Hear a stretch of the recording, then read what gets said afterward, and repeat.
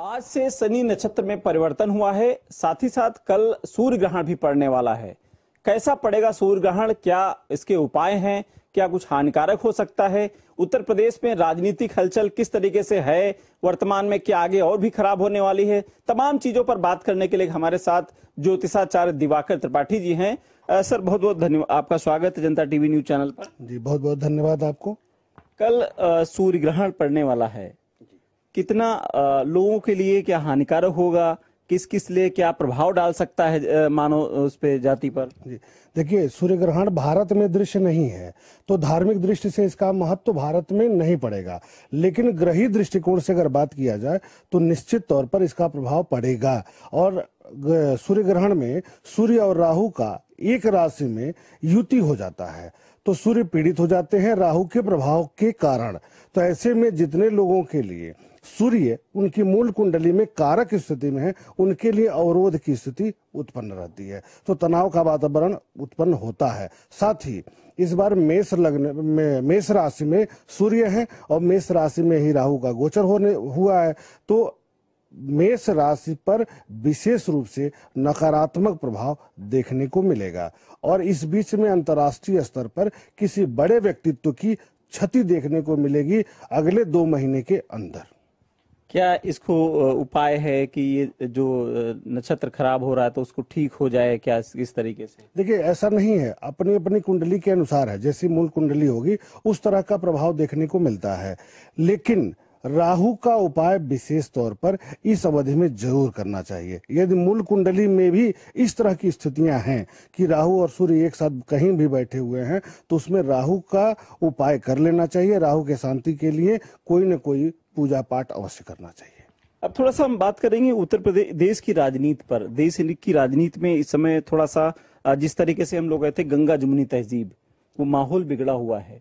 आगे क्या ज्योतिष क्या कहती है, ये माहौल कैसा रहेगा, कुछ सुधार होगा या फिर इसी तरीके से बढ़ता रहेगा? देखिए, जब जब राहु और शनि का संबंध बना है तो विश्व में उथल पुथल की स्थिति बनती है, तनाव का वातावरण बनता है, विश्व युद्ध जैसी घटनाएं होती हैं और आपदाओं का इस तरह योग बनता है कि बड़ी दुर्घटनाएं हो जाएं। अभी पिछली बार जो विश्व युद्ध का वातावरण बना हुआ था उसमें भी राहु शनि का कॉम्बिनेशन बना हुआ था। वर्तमान में जैसे शनि का परिवर्तन कुंभ राशि में हुआ है तो राहु की दृष्टि शनि पर पड़ रही है और शनि का राहु से कॉम्बिनेशन बन रहा है, तो निश्चित तौर पर सामाजिक सांप्रदायिक तनाव की स्थिति बनेगी। सामाजिक तौर पर जाति विद्रोह की स्थिति उत्पन्न हो सकती है, तनाव का वातावरण इस अवधि में हो सकता है और अगले 6 महीने तक सामाजिक दृष्टिकोण से शांति भंग की स्थिति जरूर दिखाई देगी। ये समय थोड़ा सा अवरोधक है, संभल कर रहने की विशेष तौर पर आवश्यकता है। तो किन लोगों को संभल के रहने की आवश्यकता है, किन जो राशि वाले उनको लेकर के, क्या ये कब तक ये ऐसी स्थिति बनी रहेगी?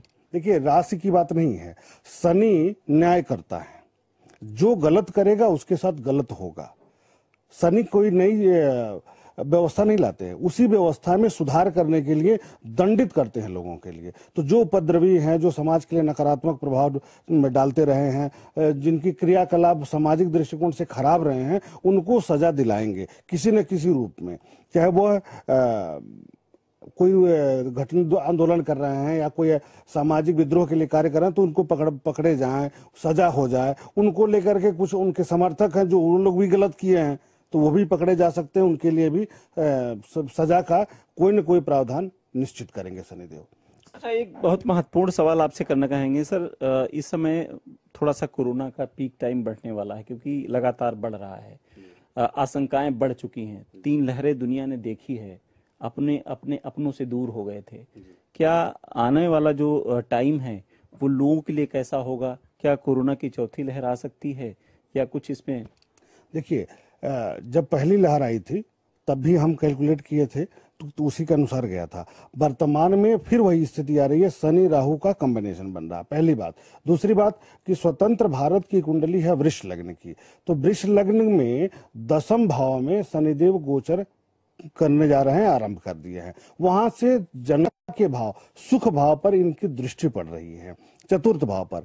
तो जाहिर सी बात है कि आम जनमानस के सुखों में कमी होगी तो कोई वायरस जनित रोग हो जाए, कोई अन्य दुर्घटना हो जाए, सामाजिक तनाव का वातावरण बन जाए, सांप्रदायिक तनाव का वातावरण बन जाए, कुछ न कुछ इस बीच में जरूर होगा जिससे उनके सुखों में कमी आए। इसी क्रम में कोरोना भी है, आम जनमानस के सुखों में कमी करने के लिए। तो हो सकता है तो उतनी बड़ी लहर न आए जो दूसरी लहर थी, लेकिन तीसरी से ज्यादा बड़ी लहर हो सकती है। यानी खुद को सावधान रखना पड़ेगा, क्योंकि आने वाला समय हो सकता है कि जटिल हो, कठिन हो। सरकार के निर्देशों का पालन करना नितांत आवश्यक है और अपने आप को बचा कर रखना ही इसका उपाय है। और इस अवधि में अगले 6 महीने तक निश्चित तौर पर सतर्क रहना चाहिए। शुक्रिया जानकारी देने के लिए। तो एक बिल्कुल आने वाला समय हो सकता कठिन हो, लेकिन एक कहावत है, कर्म ही पूजा है, और कर्म अच्छा होगा तो सब कुछ अच्छा होगा। आगे देखते रहिए जनता टीवी। कैमरा पर्सन आशीष के साथ अनूप सिंह, जनता टीवी, लखनऊ।